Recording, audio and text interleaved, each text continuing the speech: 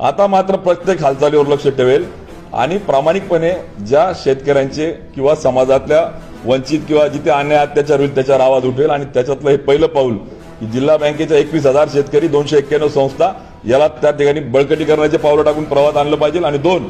की जे आमचे त्या ठिकाणी शेतकरी 10,619 ज्यांचं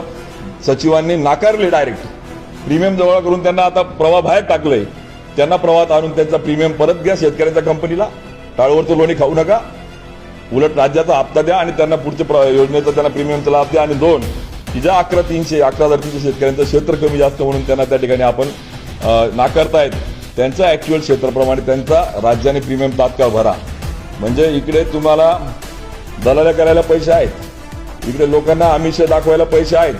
आणि तिकडे शेतकऱ्यांचे प्रीमियम भरायला पैसे का बरं नाही मग आणि म्हणून शेतकऱ्यांना पण माझी विनंती की आता शेतकरी राजा तू जागा हो आणि या क्रांती